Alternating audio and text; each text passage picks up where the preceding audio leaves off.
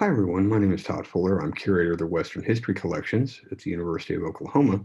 And today I'm going to be talking about acquisitions as activism, as a kind of means of preserving and celebrating cultural legacy through collection development.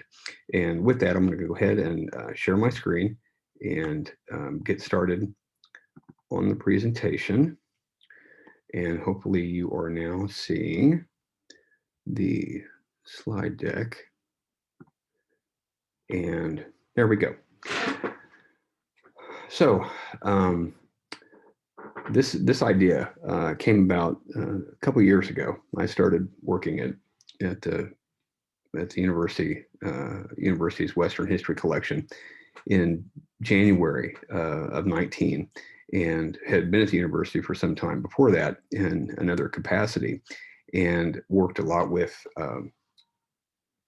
the English department and other researchers in the College of Arts and Sciences, and even worked on some other projects that I'll get into later that were instrumental in helping us develop what is now the Native American authors collection at OU, and specifically at the Western History Collections. And what I'm going to cover today is really the context of our initiative, the Native American Authors Collection, as well as like its justification, the goals that we have for it, donors that we want to reach out to, whose papers we want to try and procure, and then how we're going to sustain these operations as we move forward. And so that will be the gist of the discussion.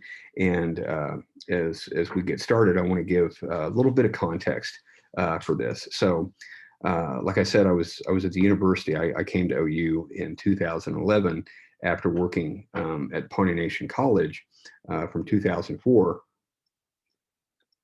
to 2011, and had been with the Center for Research Program Development and Enrichment, CRPDE, and was RIFT in 2018, near the end of 2018, and was able to get the job at the Western History Collections at the end of 2018. So what we had was there were many contexts that made this happen. Obviously, I was looking for a job.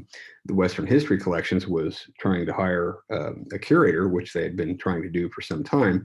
And of course, at OU, there's been recent moves to focus on Native nations as an area of growth, and which makes perfect sense, right? I mean, being in Oklahoma, the university should be reaching out to tribal nations across the state and across the region to build good relations. And so with all of those things coming together, one of the things that I wanted to do was establish a Native American authors collection.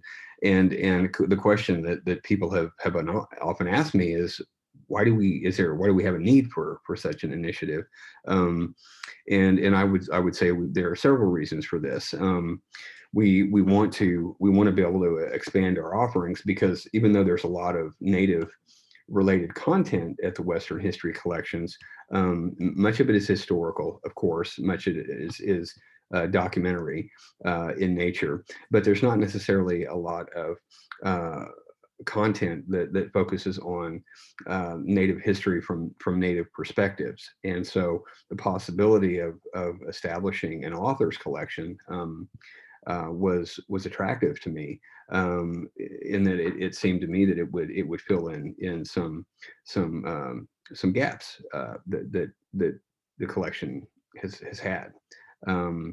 And so with that, of course, we know that we wanted a relationship build with tribal nations, with tribal authors, so that we might be able to talk to them about their papers and think about ways that in doing that we're actually decolonizing the Western History Collections. You know, there's a lot of this was started with a notion, and not just at University of Oklahoma, but other places across the country, with the notion of having to get these collections in order to preserve what was going to be potentially disappearing.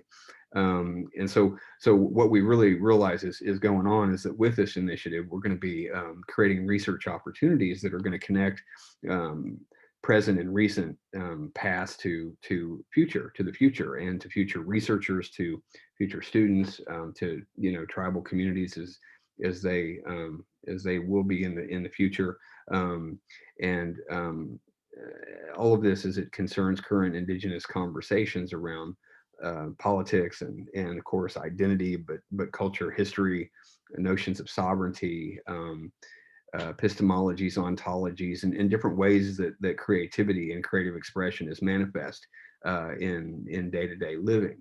And so, so with that, with the notion that the WHC has long sort of been this institution that celebrates the expansion of the American West, which of course it was an expansion narrative, but it was also a narrative of loss for many tribal nations. And so the notion that we would get contemporary papers of Native authors allows us to expand the conversation as it from what it has been in the past. And so with that, there's this context. And last year when I was doing research about the establishment of the WHC, when it was first established, of course, it was the Frank Phillips connection, and Phillips had donated $10,000 to this initiative to E.E. Dale, and Dale is the gentleman on the bottom. So Dale had a conversation with Patrick Hurley. He's a gentleman in the top left who is an attorney, with Frank Phillips in top right, about the possibility of establishing a library for graduate students and students of history at OU. And so Dr. Dale was able to convince Frank Phillips that this would be a good idea. And so he made a generous donation of $10,000 to Dale and to the university, and which would be doled out in $2,000 increments over 5 years. And in trying to learn about the history of the collections, found the contract that established the WHC, and so started looking at the document and reading and studying it, and was not surprised to find a lot of this language, but was somewhat struck by those passages that I have highlighted here, and that is that pioneers had a romantic past, as evidenced of its development in industry, arts, civics, and literature, and other elements of civilization.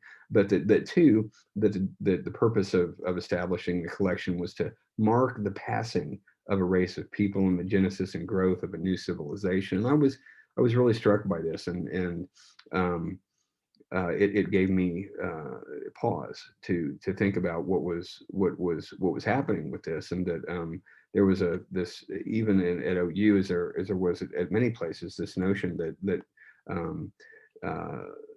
Native nations and Native peoples were a passing race. Civilizations, old civilizations, were going to be overtaken by new civilizations, and that this collection was especially going to perpetuate Western American traditions and ideals. And so I was really struck by that, and then of course not surprised to find that others across the country, including, and I should say not only including but especially Edward E. Ayer at the Newberry Library. He was instrumental in founding a Newberry and Field Museum and stuff, and his collection is instrumental in their American Indian and Indigenous Studies collection. And you'll see, and this is this quote here that's included, is from the Newberry's land acknowledgement statement, and talks about how different collectors went around to work and went to tribes and often sold items or published information without tribal permission, often because scholars and collectors erroneously thought that Native people were, of course, disappearing.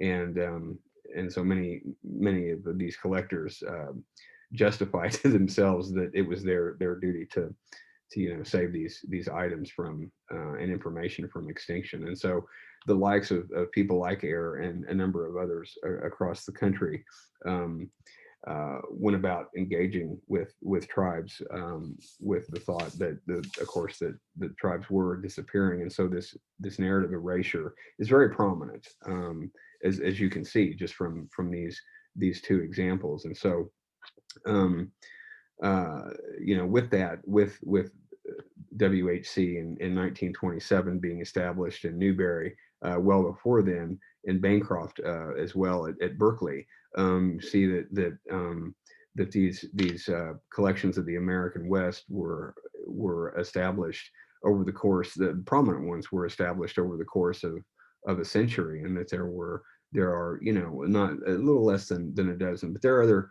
other places too across the country that have prominent collections. So we're not necessarily unique. We're in the fact that we have Chicago and Berkeley and other places out in California, Denver, Wyoming. Of course, the Beinecke collection at Yale is among the most prominent, in Austin, University of Texas. The Harry Ransom Center is an amazing archive as well. And then newer archives like the Autry Museum in LA is a fantastic center of the American West, as well as the center of the Southwest at New Mexico, in Albuquerque. And so with this, obviously these archives that came along later, I'd say from Beinecke to the present, there wasn't so much, a lot of the collecting wasn't driven necessarily by narratives of erasure, but a preservation and more turning it to celebrating what the American West was, and this included, of course, at times native authors and prominent native leaders from across the country. And so what we did with the Native Authors collection was think about our areas of strength, and these are listed here in these boxes. And obviously, documentation of tribal nations in and around Oklahoma is one of those, has been one of those areas of strength, along with military histories and WPA materials, the university archives, and other areas that you see here, and of course the Indian pioneer papers being key as well. And so in thinking of all that, what we didn't see necessarily were areas of strength with communities of color, that even though there's a lot of content at WHC regarding Indian nations, there's not necessarily content that centers around Native creative and academic expression. The same with African American creative expression. That's not necessarily prominent, and the list, of course, goes on. And so you can see those areas of collection challenges and opportunities that we're looking at. And the first on the list for me was to start a Native American authors collection, so that we could bring those papers, of different authors into the WHC, and this way we could begin a dialogue of those authors across the histories, the cultures, the various issues involving Indian country across the American West, and that those indigenous perspectives could begin to overlay some of the other narratives, the more dominant narratives, the narrative of domination and conquering that has become that narrative that too many people we're most familiar with. So that's one reason why we wanted to have that focus. And you see, we're gonna also work on these other areas. It's extremely important that we create inclusivity in these dialogues. And the American West was an extremely complex narrative that was not just Old West towns, outlaws going into towns and robbing and shooting up and saloons and all of those things that have become tired tropes of the American West. And so adding these voices and perspectives will create a dynamic nature. It will create dynamism in the narrative. We're convinced of that. And so our justification around this centers on working toward an inclusive special collections, where we're going to seek out native authors, activists, creatives that work in not just poetry and fiction, but other areas as well, and that we're doing so to get to gain an understanding of Native perspectives and knowledge, and how that will positively deepen and broaden the narratives of the American West, like I've been saying, and that establishing this collection will allow us to assist authors and tribal nations to preserve legacies and celebrate those legacies. Legacies that center that often focus on sovereignty, culture, language, history, creativity, and those many other things as well. So, we're really looking forward to doing that with not just the authors we've already received collections from, donors that we've worked with, but others in the future. And so the justification goes on even further, that we want to really re-examine those dominant narratives, and identify underrepresented perspectives, and again, Native, yes, but also African American, Asian American, Latin American, others. There are other communities. There are other European ethnic communities. There are other Asian communities. All of these perspectives matter to a narrative of the American West. And we're doing so initially here to celebrate Native and Indigenous creative expressions and intellectual pursuits. And we also, in doing this, want to create dialogues with authors, with scholars, with tribal communities that will result in our being able to preserve those legacies for future research. So that tribal members from various nations can come and explore the tribal scholars can come to the Western history collections and feel welcome in coming to do their research and work on projects that they're trying to complete. So with that, we really, we're seeking to raise awareness, of course, and we're going to raise awareness through programming, like exhibitions. Certainly, we want to have exhibitions of papers. Once those papers have been processed, we want to develop a lecture series. We want to have certainly publications. We'll have publications. We'll do articles that we hope will be published, of course. Presentations to tribal communities, and have a traveling classroom, a traveling lab, a traveling literary lab. That's one thing that I'm really looking forward to, is to be able to go out and do like literary and creative workshops in the tribal communities across the state, and even regionally. And of course, we hope to have a web presence with all this. And in addition to raising awareness, we want the WHC to be an inclusive research destination for scholars, researchers, and students, and of course, tribal citizens and those tribal historians who'd like to come and study at the WHC. And in fact, one of the programs that we are currently in dialogue with some other folks about possibly starting is a tribal historian program that would allow them to come to the WHC to conduct research for short-term projects that they're working on. And so we hope to have information about that in the future. And in addition, we also want to develop a space that provides a visual acknowledgement of multiple narratives, including those Native narratives too. And so with this, it's really important that we're working and engaging with Native authors, with their tribal communities, to create programming that's going to be, different kinds of activities that the tribes want, right? That we can present readings of Native authors to their tribal communities, but we can also do conferences. We could easily have conferences around all of this at some point, and so very much looking forward to that dialogue that allows these activities to move forward. So our goals and objectives with this are outcomes, and of course, we want to have thoughtful collaborations, and those collaborations are going to include faculty members, and yes, of course, faculty members at OU, but we would hope faculty members at other universities across the state and across the region, and even nationally, with tribal nations. Again, of course, those in Oklahoma.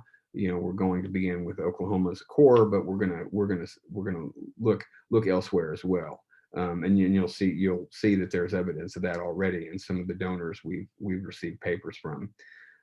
We also want to have thoughtful collaborations with organizations and departments, not only across campus but other organizations, even tribal organizations across the state, other academic institutions, other libraries and museums and special collections, regionally and nationally, of course.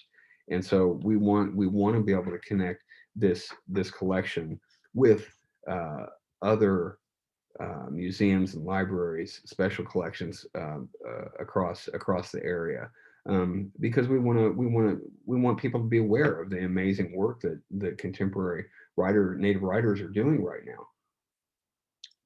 I mean, for goodness sakes, the national poet laureate is Muskogee Creek, and she's on her third term, I believe, and Joy Harjo is one of the has been one of the most impactful contemporary authors of the last quarter century, 35 years, and her work is stunning, and she's residing in a professional space that she's fully earned, and it's just wonderful. And so to have authors like Joy and like others, be part of this conversation, be included in all of this is paramount. And so we also have a goal and objective to create educational program that I had touched on earlier, and we want this to be absolutely dynamic, and that there's a lecture and presentation series, that we have scholars who are talking about authors' papers that we've secured, and that we house, that we have exhibitions that are dynamic, not only about individual authors, but also about different movements in Native literatures and creative expression, over the last 25, 40 years. And that there's a traveling workshop that could be taken around to tribal communities, and that we have elements of the literary analysis, but we also have creative writing exercises, and we use poetry and fiction and other genres as a basis for celebrating Native creativity that way. And publications, of course, I touched on that could be traditional journal articles, but then publications that come out of the Western history collections that also provide information about the archives that are being processed and that are becoming part of the collections. A web presence, whatever that looks like, that needs to be determined, and that's a really sort of long haul wish that we could do something like that around this collection. But certainly there will be web-based updates that provide information about various papers. And finally, then, we're doing this to expand holdings, right? I mean, we're going to seek donations from authors in numerous areas, and those areas include poetry, fiction, creative nonfiction, graphic novels, screenplays, comics, scholarly monographs, broadside, journal articles, etc. The whole spectrum of creativity, right, as it might manifest itself in some kind of a literary or print way. And there could be other areas of creativity as well that go beyond those boundaries too, such as music or beadwork, other things too. So that we so we're going to do that. We're going to do it by identifying and contacting various authors who, starting out with authors who have Oklahoma connections, but who've also produced notable award-winning work or scholarly creative work or scholarly materials. This, I think this only stands to reason. And so, I came to OU with a number of relationships with Native authors. I did my training at Oklahoma State University in the mid and late '90s, and at that time built a number of relationships with Native authors, going to poetry readings, going to fiction readings, and just different conferences and getting to know people as well. And so I felt like I came to the job with some relationship building that had already been done. What I didn't know is actually how many authors, Native authors are out there right now just doing amazing things, and so many authors with Oklahoma connections too. And so there are a lot of dialogues to have. There's a lot of work to do to make those connections and get authors comfortable with the idea of finding a home in an archival home in the Western history collections. And so, with that, we seek donations, but we also realize that in some instances that there are going to be certain authors. For example, one I just mentioned, Joy Harjo, who at this point has every right to wonder if we might purchase papers. And so we're establishing and implementing a fundraising plan specifically around this collection so that we can have resources to be able to purchase donations as well, purchase papers if authors are so inclined. And so once we've done this and have had these conversations, built the relationships, and been able to hopefully sign deeds of gift to be able to acquire these papers and get them processed in a timely manner, that then benefits the research community. And I would say too that there could be some cases where non-native scholars who've worked in American Indian Native Studies, that we could consider acquiring their papers too. But that would be obviously a different kind of conversation. But we're certainly open to that. And so far, those donors who have given their papers to the Western history collections to date include these four authors. And they're Sly Alley. He's in the sort of black and white in the middle. Sly is Oto Missouri, and he's published one collection of poetry. Sly's a great guy. And he's had one collection published, and that collection won the Oklahoma Book Award the year that it came out. And it's a wonderful collection, and he's decided that he's still fairly young, decided he wants to donate his papers, and so he did that, and we're in the process of getting his papers available. Another well-known Oklahoma poet is expatriate Native Cheyenne poet is Lance Henson. And Lance, I'm sure some of you know Lance, and he's been in Europe for some time, and he's living in Italy. And Lance has been really an absolute joy to work with in getting his papers. And we received his first donation, and his, I think, is going to be really dynamic and wonderful in what it shows about mid-century Native teaching in southwestern Oklahoma. And of course, Lance's number of book publications is prolific, and he's been really a joy to work with in getting his papers to WHC. And then next one is Leanne Howe, and I'm going to guess that a number of you have heard of Leanne. Leanne is certainly among the most prominent Native authors in the country doing amazing work, and she has been for some time. Is Choctaw has a place down south. Is currently teaching at the University of Georgia, and continues to do really interesting things. Was instrumental in the recent Norton anthology of Native American literature that was published this past year.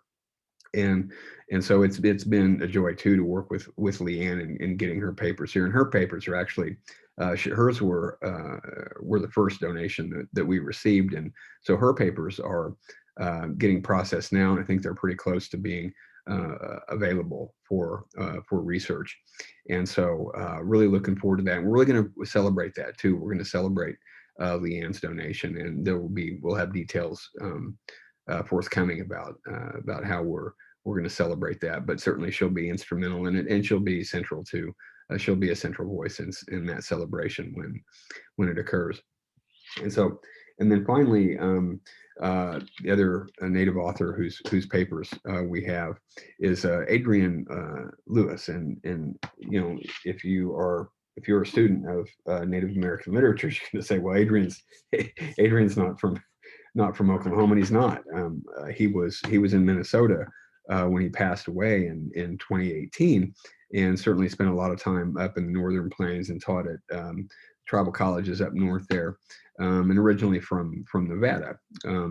His tribal communities there in Nevada, but an amazing story about how we ended up with Adrienne's papers, and there are any number of his papers that are unpublished, but they're really interesting, and an interesting documentation of his life. And he kept quite a few things, and there are some surprising items that are in his papers. For instance, his baby book is included in his papers, and homecoming from his senior year when he played football at his small high school there in Nevada are a couple of the more interesting ones. But what happened is that the niece of WHC associate curator Lina Ortega, Lina's niece was doing a project for a Mellon Foundation project that was happening at OU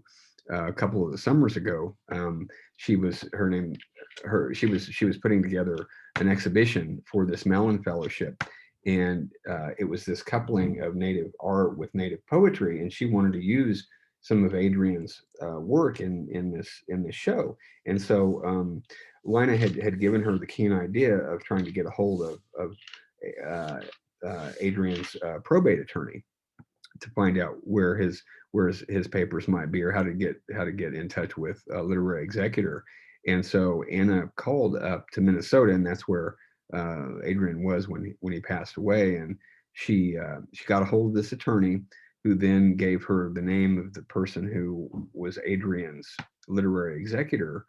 And within a couple of days, I was in communication with Adrienne's literary executor, and no one had been in touch with him about Adrienne's papers. And so moves were made, and a deed of gift was put forth. And in November of 2019, we acquired Adrienne's papers, which include, again, a number of boxes, but also a number of books and whatnot that were gifts to Adrienne, some of his library.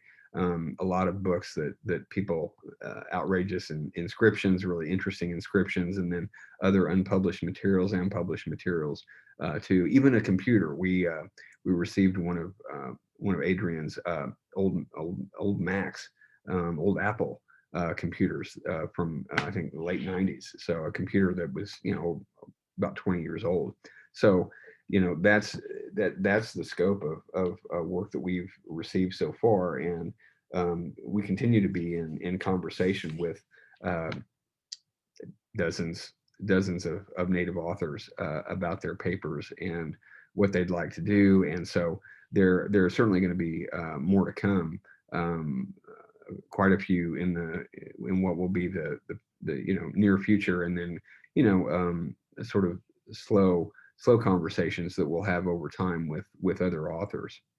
So really, there's a goal of getting somewhere between 25 and 40 uh, collections that would comprise the Native authors collection. And so, in when I reach out to Native authors, this is the kind of language that we've included in in the in the contact email. And so,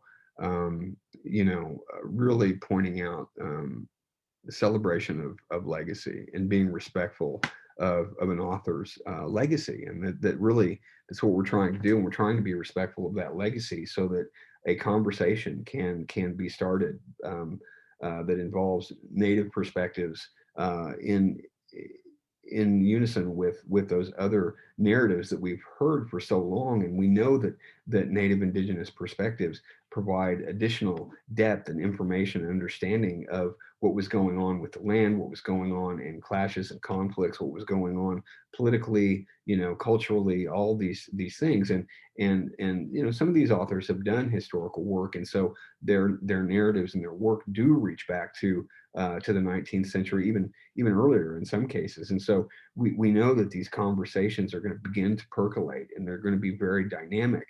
And as one of the sentences says, is that one of our goals is to shift the narrative to include voices from underrepresented communities. I mean, and that includes Native, but that's going to include other creative communities as well. And so just think it's important. Wanted to share this because I think it's important to see how reaching out occurs, and that you're trying to relationship build, and that in that in all of this you're creating synergies of social justice, right? I mean, the narrative around what happened to Native communities, what continues to happen to Native communities, it's not a historical moment. These are contemporary moments too that are ongoing, and Native authors are examining these in their work, and that work is going to be worthy of study in 50, 100, 200 years. Scholars will be interested in knowing what Native authors were doing right now, or doing in the recent past. And so, with that, we have to have strategies for sustainability, right? And that we seek donations, 2 to 4 a year, over the course of however long it's going to be, however long this initiative moves forward, right? And we hope it's a long time, of course. Um, and that with that, these dialogues are happening, and we're also establishing a fundraising plan with a goal of raising monies to certain points, so that we can also assist authors who need help, or who want to sell their papers. And so that we're aligning fundraising also with university wide initiatives, in a way that also reaches other departments, reaches other units across campus. And that we submit proposals to appropriate funding agencies as well. We're writing grants and trying to get the papers processed, and that will be an ongoing effort, adding people to the Western history collections who can help us reach these goals, and that we're always reaching out to tribal nations in support of specific projects as well. So this is going to be ongoing for the next, I hope the next 20, I hope the next 25 years, to be honest with you. And we're doing this so that the WHC can become a research hub for Native Indigenous creativity. And that we want to have meaningful outreach opportunities for researchers, and us doing this will have other residual effects, that young native scholars will come and be inspired by these works, and that there will be new knowledge, there will be a new understanding of different things, that different works that authors have created, and that those works will be studied through Native lenses as well. and that we hope it becomes this kind of effort that builds on itself.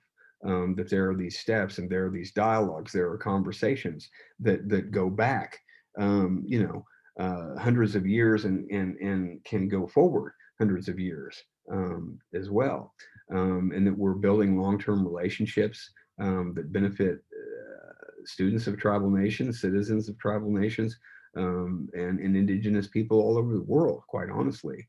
And that we're doing so to celebrate legacies, uh, in the Southern Plains and elsewhere, and that we're creating inclusive dialogues through all of these learning opportunities that have been touched on, including digital programming too. I mean, that obviously is going to be a major element, of all of this. And so, with that, you know, I won't read all of this, but we're focusing on these things, um, to provide different lenses and different filters for these narratives that have gone on, for decades, for centuries, but that in moving forward, there will be different lenses and filters that people can apply and understand, and that we're re-examining these dominant narratives, by seeking out indigenous perspectives, and thereby, becoming a research and educational destination for multiple constituencies, right? And so, with that, I think it's really important, um, to be cognizant that by creating such an initiative, and by making notions of social justice central to the core of what's going on, you're going to allow authors and the work that they're doing to be celebrated and understood by tribal citizens, and that bringing those voices to tribal nations is going to be something that greatly inspires students of the future, and that's how we want it to be.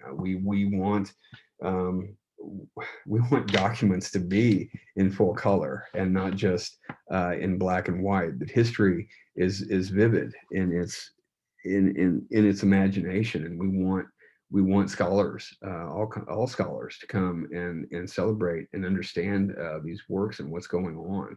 And so, with that, I'm so thankful that you've taken the time um, to watch this video, and I hope that this can be an inspiration, really, to others, across the region, that we should be working together in our efforts to celebrate indigenous perspectives, across the state and across the region, nationally, of course. And so, working together to get authors to think about donating papers, and think about ways that they can be involved in programming that not only celebrates and preserves their legacies, but also gets students involved in thinking about what their futures might look like as well. And so, with that, I thank you so much for taking the time and watching this video. I hope you enjoy the conference, and have been honored to be able to speak with you about this, and really look forward to hearing from anybody who might want to carry on a dialogue. So, with that, thank you.